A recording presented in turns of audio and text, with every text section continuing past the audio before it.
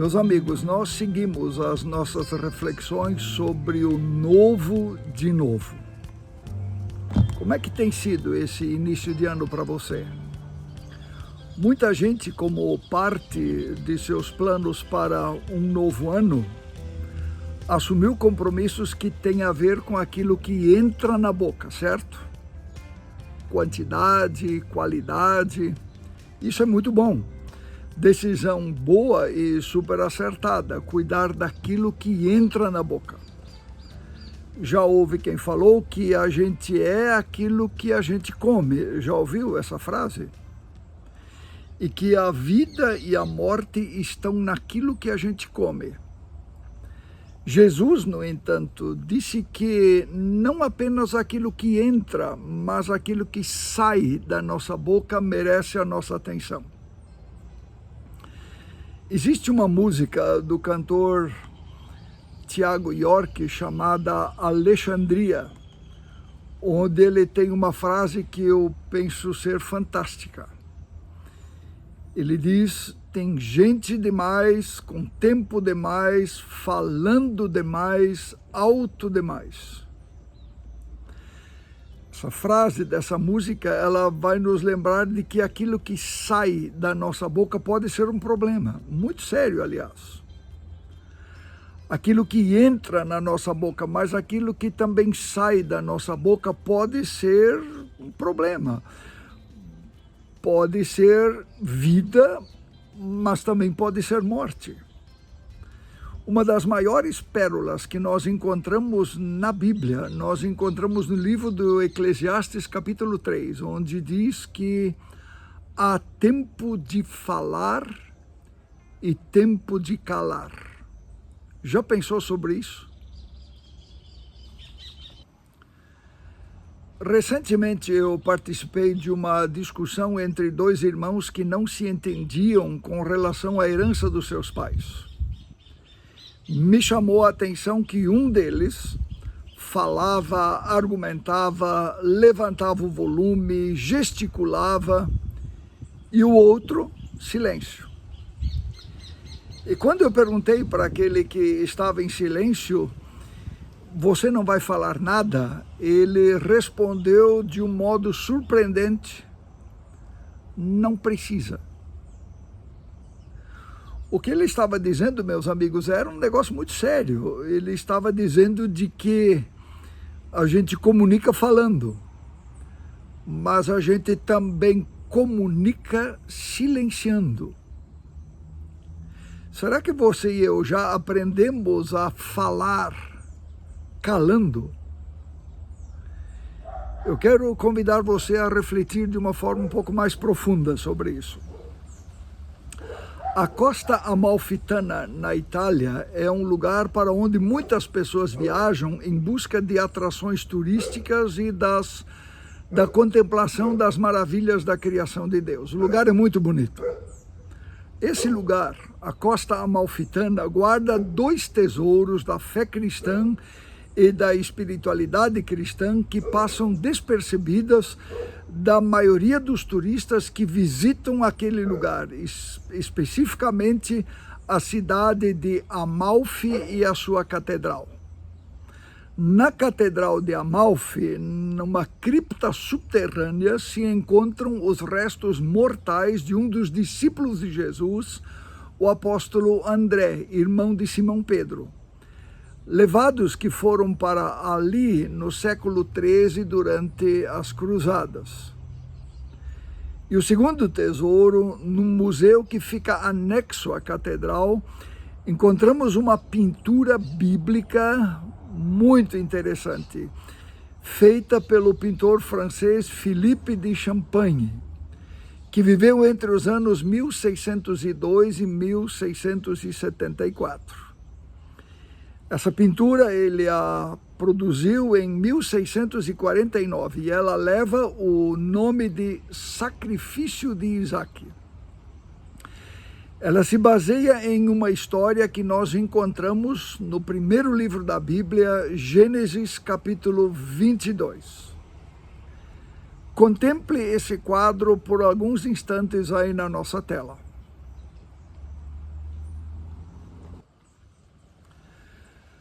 Essa tela, ela nos remete à história de Abraão e Sara, com quem inicia a história de Israel. Eles já eram idosos e não tinham filhos. Muito oraram, muito esperaram, muito duvidaram, muito reclamaram de Deus, muito buscaram pelo filho prometido por Deus e que não vinha.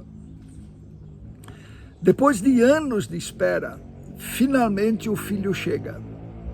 Isaque é o seu nome. E aí algo inesperado acontece. Veja a história bíblica.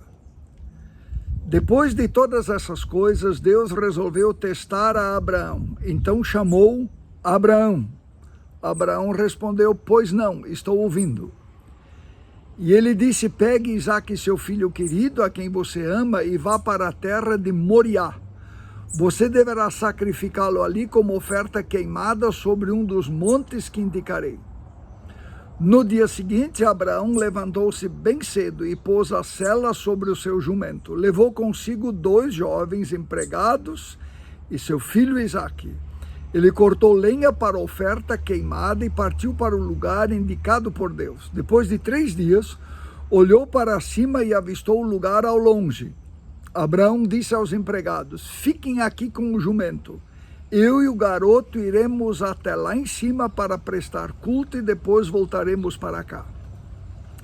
Abraão entregou a lenha para a oferta queimada a Isaque para que ele a carregasse.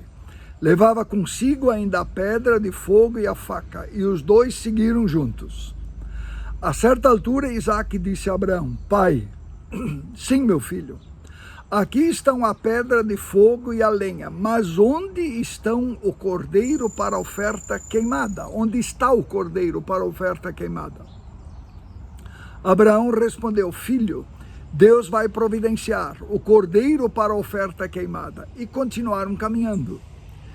Finalmente chegaram ao lugar indicado por Deus. Abraão edificou um altar e arrumou a lenha sobre ele. Depois amarrou Isaque e o pôs sobre a lenha. Em seguida estendeu a mão e pegou a faca para matar o filho. Na mesma hora um anjo do Eterno chamou-o do céu: Abraão, Abraão. Pois não, estou ouvindo. Não baixe a mão sobre o garoto, não toque nele. Agora eu sei quanto você teme a Deus e como é destemido. Você não vacilou em pôr seu filho amado, sobre o altar para oferecê-lo a mim. Essa passagem das Escrituras, meus amigos, representada na tela do pintor francês, aponta para um acontecimento central da fé cristã que aconteceria 2000 anos depois. Esse é o momento do sacrifício. Abraão pronto para sacrificar seu filho. Isaque pronto para ser sacrificado. Deus intervém através do anjo e ali do lado encontramos o cordeiro que Deus provê para ser sacrificado em lugar de Isaque. Observem, o anjo aponta para Deus. Ele é o Deus diante do qual nós podemos silenciar, porque Ele proverá tudo o que realmente necessitamos. Nós não precisamos nos agitar, não precisamos nos preocupar, não precisamos esquentar a cabeça, nós temos um Deus que proverá. No caso dessa história, o cordeiro morre em lugar de Isaque. Mas essa história, retratada em Gênesis 22, aponta para o acontecimento mais importante da história humana, que viria a acontecer 1500 anos mais tarde, não no Monte Moriá, mas no monte chamado Gólgota, em Jerusalém.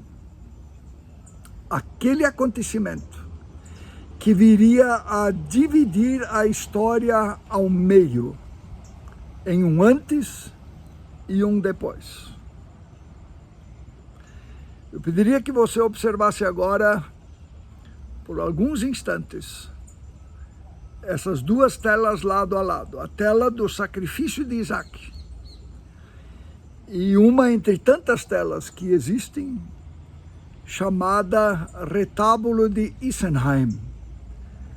Na verdade, é um pedaço de uma tela maior e que mostra o sacrifício do Cordeiro de Deus, Jesus Cristo. Observe as duas telas lado a lado por alguns instantes.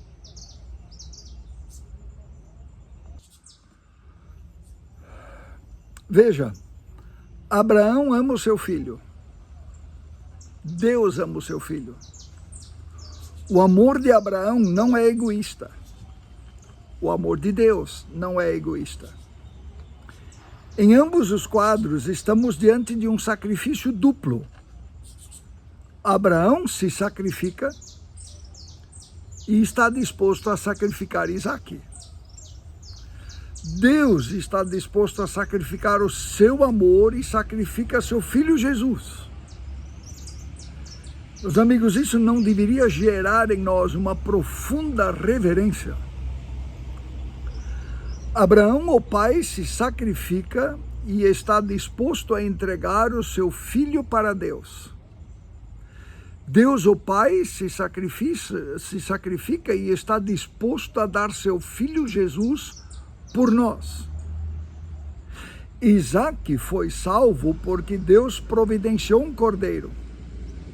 Nós podemos ser salvos porque Deus proveu um cordeiro para morrer em nosso lugar. Ele morreu a nossa morte para que nós possamos viver a vida dele. Deus pede a Abraão para que este ofereça o seu filho, a ordem mais dura da sua vida. Entregar o filho pelo qual ele esperou a vida inteira. Como é que ele reage? Ele reclama? Ele discute? Ele contesta? Não. Ele silencia e obedece. Provavelmente ele não entendia os caminhos de Deus, mas ele silencia e obedece. Ele nem conta para sua esposa Sara o que ele está por fazer. Da mesma forma, Deus deu o seu próprio e único filho por nós, por amor. Abraão e Isaque caminham 3 dias até o Monte Moriá, lugar onde o sacrifício iria acontecer. A certa altura, Isaque pergunta: pai, sim, meu filho, diz Abraão, e ele pergunta: aqui estão a pedra e o fogo e a lenha, mas onde está o cordeiro para a oferta queimada? E Abraão responde: filho, Deus vai providenciar o cordeiro para a oferta queimada. E eles continuaram caminhando. E Isaque silencia e obedece. Da mesma forma, Jesus, o Filho de Deus, conforme palavras do profeta Isaías, ele foi oprimido e afligido, mas não abriu a sua boca. Como um cordeiro, ele foi levado ao matadouro, e como ovelha muda perante os seus tosquiadores. Assim ele não abriu a sua boca. Meus amigos, o Monte Moriá é o lugar no qual, anos mais tarde, o Templo de Salomão foi construído.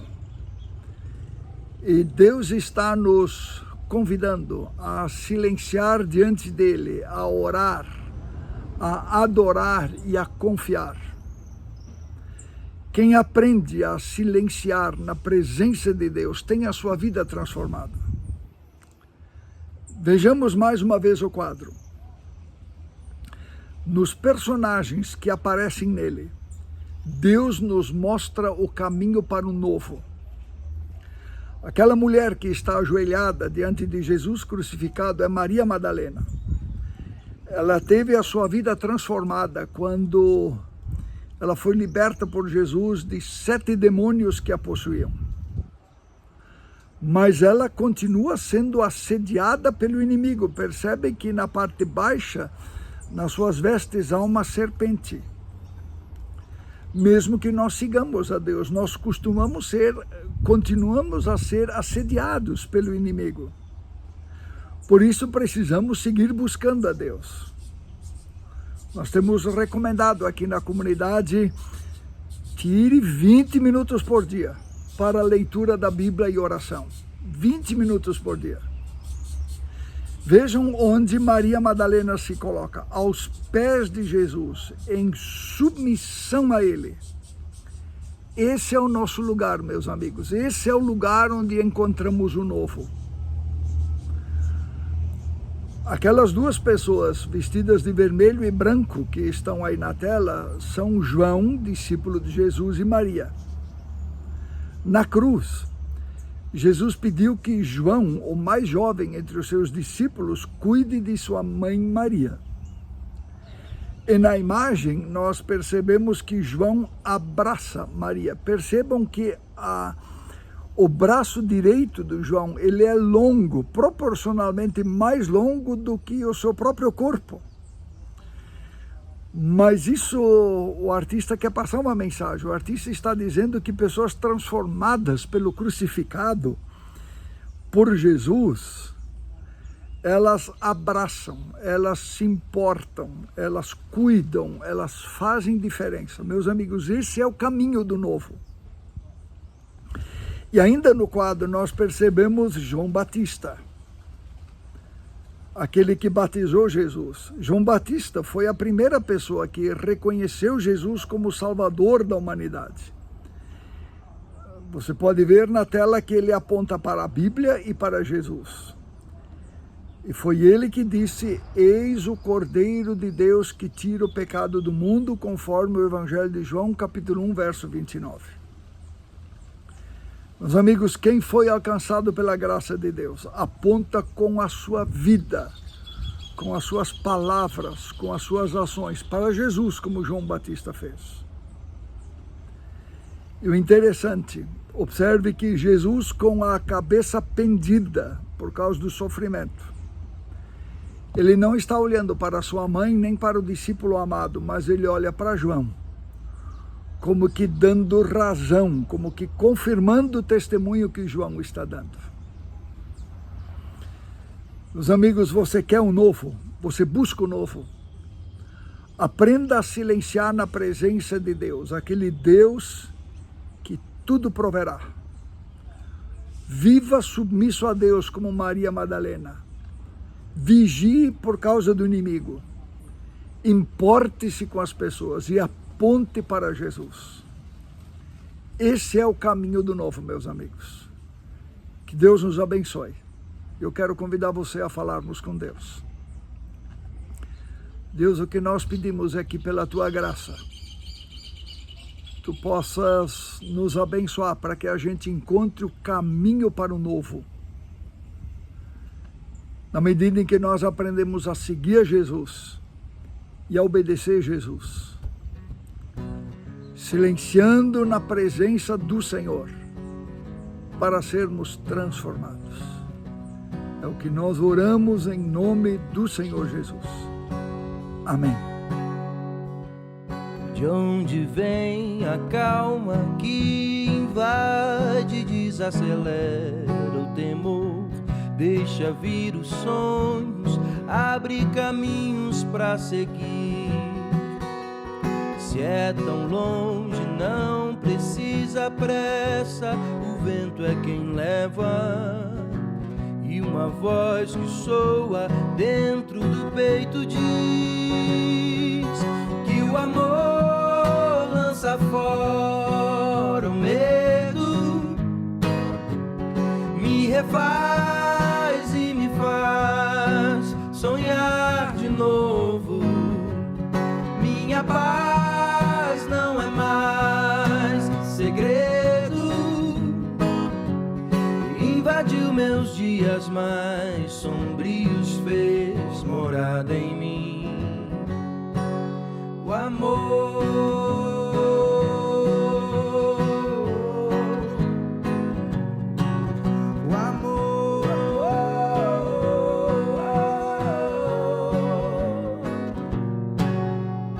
de onde vem a calma que invade, desacelera o temor, deixa vir os sonhos, abre caminhos para seguir. Se é tão longe, não precisa pressa, o vento é quem leva. E uma voz que soa dentro do peito diz que o amor lança fora o medo, me refaz e me faz sonhar de novo. Minha paz não é mais segredo, invadiu meus dias mais sombrios, fez morada em mim. O amor lança fora o medo, me refaz e me faz sonhar de novo. Minha paz não é mais segredo, invadiu meus dias mais sombrios, fez morada em mim. Invadiu meus dias mais sombrios, fez morada em mim. O amor